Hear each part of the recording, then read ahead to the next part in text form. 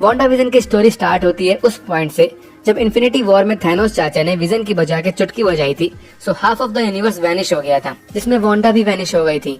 पर फिर 5 साल बाद एंड गेम में दोबारा चुटकी बजा के सब वापस आ गए थे और आयरन मैन ने अपना बलिदान देके दुनिया को थैनोस से बचा लिया था। लेकिन यहाँ पर विजन वापस नहीं आया था क्योंकि वो वैनिश नहीं हुआ था, उसको बचाया गया था, मतलब उसको मारा गया था। और आपको ये तो पता ही होगा कि विलन से लड़ने के अलावा साइड में वांडा विजन इनका आपस में चक्कर चल रहा था, मतलब इनकी लव स्टोरी भी चल रही थी। सो इसीलिए जब विजन मरा था सो इस बात से वांडा का हार्ट ब्रेक हो गया था, बेचारी के दिल के टोटे टोटे हो गए थे। ये बहुत अकेली हो गई थी, इसको अंदर से बहुत बुरा लग रहा था और इसी वजह से ये कुछ ऐसा कर देती है जिसको जानने के लिए अपने को वांडा का पास जानना पड़ेगा। सो वांडा विजन सीरीज से पहले हम लोगों को वांडा की जो ओरिजिन स्टोरी बताई गई थी उसको इस सीरीज में आके बिल्कुल गलत साबित कर दिया गया। सो पहले हम बात करते हैं वांडा की ओल्ड ओरिजिन स्टोरी के बारे में। सो हमें एवेंजर्स एज ऑफ अल्ट्रॉन में बताया गया था कि वांडा मैक्सिमॉफ और इसका जुड़वा भाई पिएत्रो मैक्सिमॉफ जब छोटे थे 10 साल के, तब इनके एरिया में, मतलब ये जहाँ रहते थे वहाँ पर एक अटैक हुआ था जिसकी वजह से इनके पेरेंट्स मर गए थे और इनके घर में एक मिसाइल आ गई थी जिसमें लिखा था स्टार्क इंडस्ट्रीज। और ये डर के मारे वहीं पर 2 दिन तक बैठे रहे, उस मिसाइल के फटने का वेट करते रहे, बट वो मिसाइल खराब थी, वो फूटी ही नहीं। और फिर इनके बड़े होने के बाद स्टार्क इंडस्ट्रीज के मालिक से, मतलब टोनी स्टार्क से बदला लेने के लिए सो ये एक टेररिस्ट ऑर्गेनाइजेशन को ज्वाइन कर लेते हैं। इसका नेम होता है हाइड्रा। और हाइड्रा लोगों पे एक्सपेरिमेंट्स कर रही होती है लोकी के सेप्टर का यूज करके। बट उस सेप्टर में सारे 6 इन्फिनिटी स्टोन में से एक इन्फिनिटी स्टोन होता है, द माइंड स्टोन। और इसी वजह से वांडा और उसके भाई को इनकी सुपर पावर्स मिल जाती है। सो ये ओरिजिन स्टोरी बताई गई थी हमें पहले, बट वांडा विजन सीरीज में गलत साबित हो जाती है। यहाँ हमें पता चलता है कि वांडा को उसकी पावर्स माइंड स्टोन से नहीं मिली थी, बल्कि उसके पास पहले से ही पावर्स थी। इन शॉर्ट ये पावर्स के सामने थी तो वो मिसाइल खराब नहीं थी। ये वांडा की ही एक पावर होती है जो कि कॉमिक से उठाई गई है, स्कारलेट विच की पावर, कि वो रियलिटी को चेंज कर सकती है। She can rewrite the reality. So उस टाइम, मतलब छोटे में, इसको पता नहीं था, बट इसने अपनी पावर्स का यूज करके उस मिसाइल की रियलिटी को चेंज कर दिया था कि वो खराब थी और अपनी और अपने भाई की जान बचा ली थी। और उस हाइड्रा एक्सपेरिमेंट में माइंड स्टोन की वजह से वांडा की पावर्स एक तरीके से इंक्रीज हो गई थी, बोल सकते हो कि एक्टिव हो गई थी। उससे पहले वांडा को कोई आइडिया भी नहीं था कि इसके पास पावर्स भी थी। सो ये थी पूरी ओरिजिनल स्टोरी वांडा के पास्ट की। और इस सीरीज में मेन थीम यही है कि वांडा को खुद नहीं पता होता कि उसके पास कितनी ज्यादा पावर्स हैं। सरल भाषा में वांडा को ये नहीं पता होता कि वही स्कारलेट विच है। स्कारलेट विच मार्वल कॉमिक्स की एक बहुत पावरफुल कैरेक्टर है और इसीलिए इसको एमसीयू में भी एक बहुत पावरफुल कैरेक्टर बनाया गया है। यहाँ तक कि सीरीज की विलन एगाथा हार्कनेस खुद वांडा से बोलती है कि तुम सॉर्सरर सुप्रीम से भी ज्यादा पावरफुल हो, मतलब डॉक्टर स्ट्रेंज से। हाय दैया। खैर, हमने अब सीरीज की हीरोइन की तो बात कर ली है। सो अब स्टोरी पे आगे बात करने से पहले अब हम बात कर लेते हैं सीरीज की मेन विलन के बारे में, एगाथा हार्कनेस के बारे में।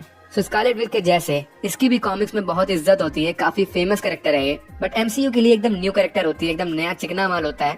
सो इसकी स्टोरी भी थोड़ी कॉमिक से हट के है। वांडा विजन में एगाथा हार्कनेस एक पावरफुल सेलम विच की बेटी होती है, बट एगाथा के इरादे अच्छे नहीं होते। ये एक तरीके से डार्क मैजिक, डार्क विचक्राफ्ट की प्रैक्टिस कर रही होती है, जो कि इसको करना अलाउ नहीं होता। सो इसी वजह से इसकी मॉम और अदर विचेस इसको उठा के ट्रायल पे खड़ा कर देते हैं और एज अ पनिशमेंट सारी विचेस मिलके इसको मारने लगती हैं। बट वार उल्टा पड़ जाता है। एगाथा काफी पावरफुल होती है, ये सभी विचेस की पावर्स को अपने अंदर समा लेती है और वो सब मर जाती हैं और इसकी माँ इस पे अटैक करती है। सो यहाँ पता चलता है कि ये अपनी माँ से भी ज्यादा पावरफुल विच होती है। ये बाकियों की तरह ही सेम अपनी माँ की पावर्स लेके उनको भी मार डालती है। सो ये होती है सीरीज की मेन विलन की ओरिजिन स्टोरी। बट स्टिल बहुत लोग बोल रहे हैं कि ये मेन विलन नहीं थी। बहुत सी थ्योरीज हैं जिनके हिसाब से मेन विलन कोई और ही है, मेफिस्टो और नाइटमेयर में भी, इंटरनेट के विद्वानों के हिसाब से। खैर, हीरोइन और विलन का तो हो गया, बट एक बंदा स्टिल मिसिंग है। जी हाँ, हीरो, वही विजन। तो आप सोच रहे होंगे कि इसका क्या, ये तो बजा दिया गया था, मतलब मार दिया गया था। सो हाँ, एक्चुअली इसका ज्यादा कुछ नहीं है। इन्फिनिटी वॉर के बाद इसकी वाइब्रेनियम बॉडी को अपने अंडर कर लेती है एक ऑर्गेनाइजेशन, इसका नेम होता है स्वॉर्ड। ये भी कॉमिक्स में तो काफी फेमस है, बट एमसीयू में इसका फर्स्ट टाइम दीदार होता है।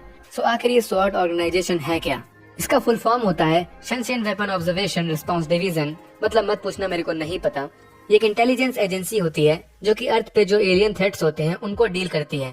और ये इतनी कमीनी ऑर्गेनाइजेशन है कि ये एंड गेम के टाइम पता नहीं कहाँ थे। इनको थैनोस एलियन नहीं लगता, ना ही उनकी आर्मी, बल्कि विजन लगता है। उसकी बॉडी को उठा के ले जाते हैं। वाह, यही से इनके इरादे अच्छे नहीं लगते मुझे, और होते भी नहीं है एक्चुअली। ये विजन की बॉडी का पोस्टमार्टम करते हैं और उसको दोबारा असेंबल करके एक नया विजन बनाने का सोच रहे होते हैं, वो भी अपने पर्पस के लिए।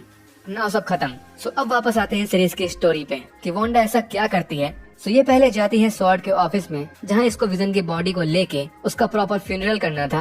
बट स्वॉर्ड का एक हेड होता है डायरेक्टर टाइलर हेवर्ड। ये वांडा को विजन की डिसमेंटल बॉडी दिखाता है, जो कि वांडा के दिल को और तोड़ देता है। क्योंकि ये लोग विजन की बॉडी को एज अ वेपन समझ रहे होते हैं। बट ये कुछ ज्यादा करती नहीं, ये मरे विजन से लास्ट बार मिलके अपने न्यू होम जाती है, न्यू जर्सी के वेस्ट व्यू में। यहाँ घर नहीं होता बट एक खाली जमीन होती है जो कि विजन ने अपने और अपनी वांडा के लिए खरीदी थी कि यहाँ ये साथ में फैमिली की तरफ फ्यूचर बिताएंगे। How cute. बट अब ये सिर्फ एक फैंटेसी बन के रह गई होती है वांडा के लिए, क्योंकि विजन चाचा चल बसे होते हैं। लेकिन भूलना मत, मैंने इसीलिए पहले ही बता दिया था कि वांडा के पास पावर्स होती है रियलिटी को चेंज करने की। सो ये बहुत रोती है और अपनी ग्रीफ में अपनी सुपर पावर्स का यूज करके अपनी प्यारी फैमिली की फैंटेसी को एक रियल प्लेस में चेंज कर देती है। पूरे वेस्टव्यू को चेंज कर देती है उस दुनिया में जिस दुनिया में ये जीना चाहती होती है, और अपने इमेजिनेटिव विजन को भी पावर्स का यूज करके रियलिटी में वापस ले आती है। ये विजन एकदम रियल विजन होता है, उसका खुद का माइंड भी होता है, खुद की थिंकिंग भी होती है, बट वो एक्चुअली में रियल नहीं होता, वो वांडा की इमेजिनेटिव क्रिएशन होता है। और वांडा वेस्टव्यू के अंदर जितने भी लोग होते हैं उन सबके माइंड कंट्रोल करके सबकी आइडेंटिटी को चेंज कर देती है, और साथ में फिर ये भी इसी दुनिया में एंटर कर जाती है। सो बेसिकली इसने वेस्टव्यू वाली जगह की पूरी रियलिटी को चेंज कर दिया होता है, एक पूरी ब्लैक एंड व्हाइट दुनिया बना दी होती है, और एक बॉक्स जैसा एरिया कवर कर लेती है वेस्टव्यू में। इसको बोला गया है हेक्स। इसके टच में जो आता है वो वेस्टव्यू के अंदर वाली दुनिया में आ जाता है, मतलब वांडा की दुनिया में, और फिर ऐसे ही वांडा यहाँ पर रहना स्टार्ट कर देती है। और इसने अपने बचपन में जितने सिटकॉम्स देखे थे के साथ इस सिटकॉम जैसी दुनिया में हंसी खुशी रहना स्टार्ट कर देती है। और ये टीवी शो जैसा होता है, बीच बीच में एड्स आते हैं किसी प्रोडक्ट के, जो कि एक्चुअली एमसीयू के अंदर ही कोई ना कोई चीज से कनेक्ट होते हैं जो वांडा ने देख रखी होती है। और यहाँ पर वेस्टव्यू में हर एक सिंगल पर्सन का माइंड कंट्रोल कर रही होती है वांडा, सिवाय सिर्फ एक पर्सन को छोड़ के, ऑब्वियसली एगाथा, कॉज ये विलेन होती है। इसने अपना नेम एग्नेस रखा होता है। ये स्टार्ट से ही वांडा के क्लोज रहती है, उसकी दोस्त बनके, उसके नाटक में इसका साथ देती है फेक एक्टिंग करके, और इस पे अभी आगे बात करेंगे। खैर, यहाँ वांडा अपनी लाइफ एंजॉय कर रही होती है विजन के साथ, बट एक प्रॉब्लम बस यही होती है कि वांडा यहाँ ये भूल जाती है कि इसने अपनी फैंटेसी के लिए पूरे वेस्टव्यू के लोगों को एक तरीके से कैद करके रखा होता है बिना उनकी मर्जी के। लेकिन उनकी भी तो नॉर्मल लाइफ होती है जो कि वो नहीं जी पा रहे होते सिर्फ वांडा की वजह से, और इसीलिए यहाँ इंटरफेयर करती है FBI और साथ में वही कमीनी स्वॉर्ड। ये बेसिकली वांडा को कैप्चर करना चाह रहे होते हैं, उसे रियल लाइफ में वापस लाना चाह रहे होते हैं ताकि वेस्टव्यू के नॉर्मल लोग यहाँ से सही सलामत निकल जाएं। और यहाँ एंट्री होती है सीरीज के 3 मेन छोटे कैरेक्टर्स की। फर्स्ट, कैप्टन मोनिका रैम्बो, ये स्वॉर्ड के अंडर वर्क करती है और ये कैप्टन मार्वल मूवी में दिखाई गई थी, पर तब ये बच्ची थी। सेकंड होता है एजेंट वू, ये एक FBI एजेंट होता है, ये एंटमैन एंड द वास्प में दिखाया गया था। एंड थर्ड होती है डार्सी लुइस, ये एक एस्ट्रोफिजिसिस्ट होती है और इसको स्वॉर्ड वाले लोग हायर करते हैं, और इसको थॉर 1 और थॉर 2 दोनों में दिखाया गया था। इन तीनों के अपने अपने इंपॉर्टेंट रोल है सीरीज में।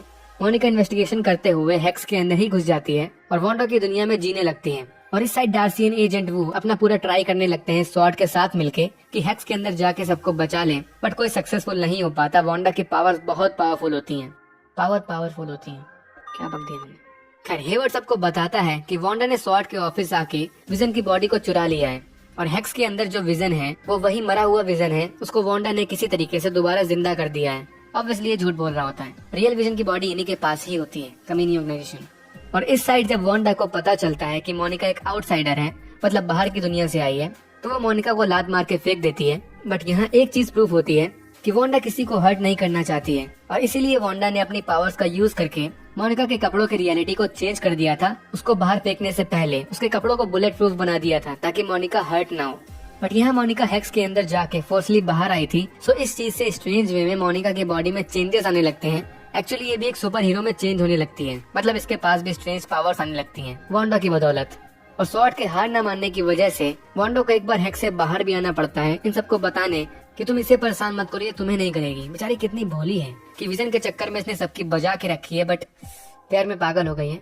खैर, अब वांडा के 2 ट्विंस बच्चे भी हो जाते हैं, बिली एंड टॉमी, और ऑब्वियसली ये रियल नहीं होते, ये सेम विजन की तरह होते हैं। इनको भी वांडा ने अपनी पावर्स का यूज करके बनाया होता है, और इन दोनों के पास सेम अपनी मम्मी और मामा जैसे पावर्स होती हैं। मीनवाइल इन सबके बीच विजन धीरे धीरे समझ रहा होता है कि वेस्ट व्यू में कुछ गड़बड़ है, यहाँ के लोगों का बिहेवियर काफी अजीब होता है, और इसको धीरे धीरे वांडा पे शक होने लगता है कि यही कुछ कर रही है।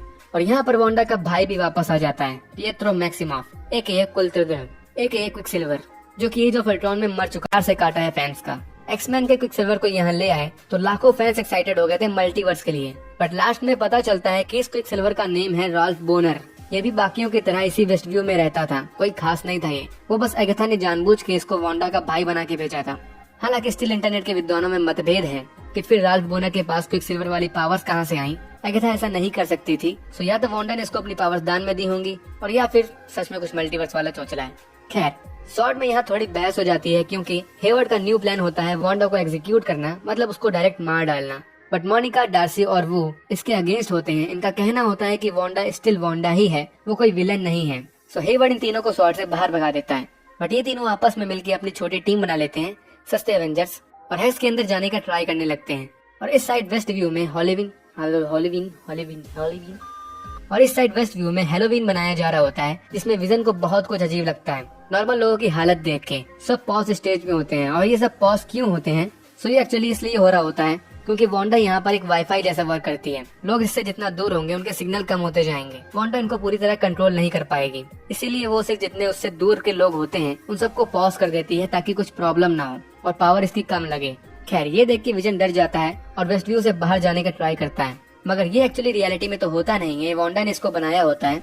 सो हैक से बाहर जाते ही टूटने लगता है, एक तरीके से मरने लगता है। डार्सी और स्वॉर्ड का पूरा बेस और उसके बहुत सारे सोल्जर्स और वर्कर्स सब वांडा की दुनिया में आ जाते हैं और इनके माइंड में वांडा का कंट्रोल आ जाता है। और फिर इस साइड एगाथा वांडा के दोनों बच्चों बिली और टॉमी इनको अपने साथ ले जाती है और वांडा हंसी खुशी भेज भी देती है कि जाओ मेरे दोनों छोटे चेतन को ले जाओ। इसको एगाथा की रियलिटी इस टाइम नहीं पता होती।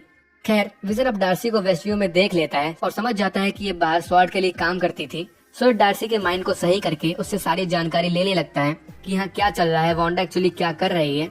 मीनवाइल हेक्स के बाहर मोनिका और वो ट्राई करने लगते हैं हेक्स की बाउंड्री को क्रॉस करने का, और इनका फर्स्ट अटेम्प्ट तो फेल हो जाता है। लेकिन फिर मोनिका एक स्पेस सूट पहन के अकेले बाउंड्री क्रॉस करने लगती है और ये कर भी लेती है। बट इसके साथ कुछ अजीब होता है, इसकी आंखें ब्लू हो जाती हैं और सब इसको ब्लू ब्लू दिखने लगता है। मतलब ये फाइनली बन जाती है मार्वल की अपकमिंग सुपर हीरो। कॉमिक्स में इसको नेम दिया गया है फोटॉन, बट एमसीयू में इसका फ्यूचर कैसा होगा ये फ्यूचर में ही पता चलेगा ऑब्वियसली। हालांकि सीरीज के लास्ट में एक क्लू दे दिया गया है कैप्टन मार्वल 2 का, जिसमें एक स्क्रल मिलने आता है मोनिका से और बोलता है आओ तुम्हें आसमान में ले चलें चांद को आओ तुम्हें आसमान में ले चलें किसी से मिलवाने। और मोनिका स्माइल करती है। यहाँ बताया तो नहीं गया कि किससे मिलने की बात हो रही है, बट हम गेस कर सकते हैं, मे बी निक फ्यूरी।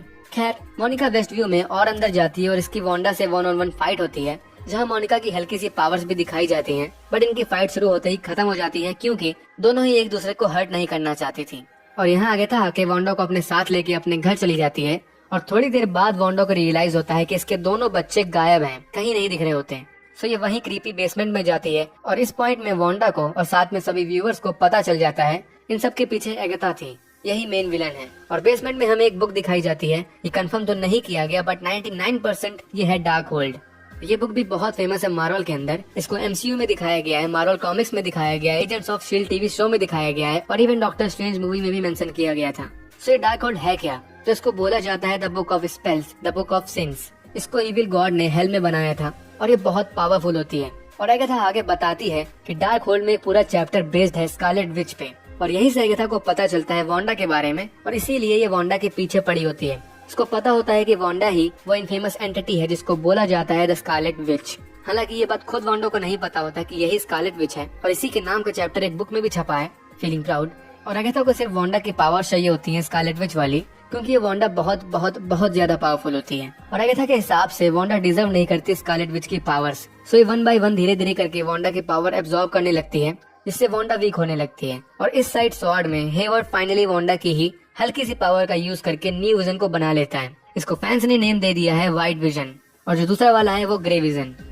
और आपको ये तो पता ही होगा कि ग्रे विजन मतलब हेक्स के अंदर वाला विजन वो एक इमेजिनेटिव विजन है, वांडा ने उसको बनाया है। बट अब सवाल आता है कि फिर ये व्हाइट विजन कौन है? तो इसको ऐसे समझो कि ये एक्चुअली में रियल विजन ही है, बट इसका फैक्ट्री डेटा रीसेट कर दिया गया है। मतलब इसके अंदर अब कुछ भी नहीं होता, खाली डब्बा, ना ही इमोशंस, ना ही फीलिंग, ना ही ह्यूमैनिटी और मेनली ना ही इसके अंदर वांडा के लिए प्यार होता है। सब कुछ खत्म, कुछ नहीं होता इसके अंदर।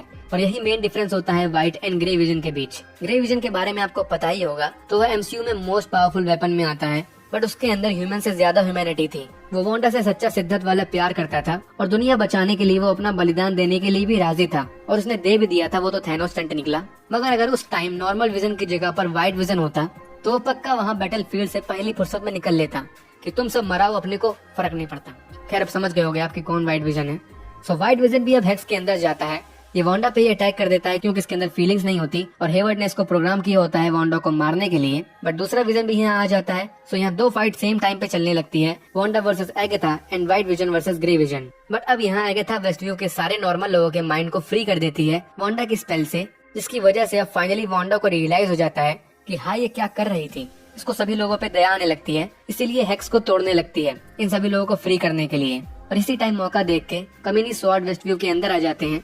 लेकिन यहाँ हेक्स को हटाने का मतलब था कि इसके साथ विजन और वांडा के बच्चे ये भी वैनिश हो जाएंगे। यही देख वांडा फिर से हेक्स को बना देती है। ये अपनी फैमिली को फिर से छोड़ना नहीं चाहती थी। और यहाँ हेवर्ड और इनकी टीम आके इनकी फैमिली पे अटैक कर देते हैं, जिनसे मोनिका, टॉमी और बिली लड़ते हैं। और इस साइड विजन वर्सेस विजन चल रहा होता है। But finally grey vision white vision को समझती है और एक के पास विजन की memories and feelings. So grey vision white vision की सारी मेमोरीज को वापस ले आता है, उसके बॉर्न टू डेथ मेमोरीज। सो अब जाके व्हाइट विजन की अकल ठिकाने आती है। बट ये सिर्फ आई एम विजन बोल के निकल लेता है, पता नहीं कहाँ। बोला तो उसके अंदर ह्यूमैनिटी फीलिंग्स नाम की चीज ही नहीं है। बस अब उसकी मेमोरीज वापस आ गई हैं, बट उससे फर्क नहीं पड़ता, ये फिर भी भग जाता है। और इस साइड वांडा और एगाथा की फाइनल बैटल होती है, जो कि बहुत औसम होती है, कतई जहर। इसमें वांडा एगाथा की ही स्पेल को ही उसी के ऊपर यूज कर देती है और फाइनली ये स्कारलेट विच की पावर को रिलीज कर देती है। मतलब वांडा यहाँ अब फाइनली एमसीयू के अंदर स्कारलेट विच बन जाती है विद न्यू कॉस्ट्यूम, जो कि ऑब्वियसली बहुत जहर लग रही होती है। और एगाथा की सारी पावर्स को ये छीन लेती है। और एगाथा यहाँ बोलती भी है कि तुमने स्कारलेट विच बन के बहुत बड़ी गलती कर दी, क्योंकि हम सबको पता है कि अभी doctor strange multiverse of madness आने वाली है, जिसमें वांडा एके स्कारलेट विच अपनी पावर्स का यूज करके दूसरे डायमेंशन के दरवाजे खोल देगी शायद। और कंफर्म तो नहीं है, बट शायद यही मेन विलन भी हो सकती है डॉक्टर स्ट्रेंज 2 में। जो भी हो, मजा आएगा। खैर अब सब सन्नाटा हो जाता है।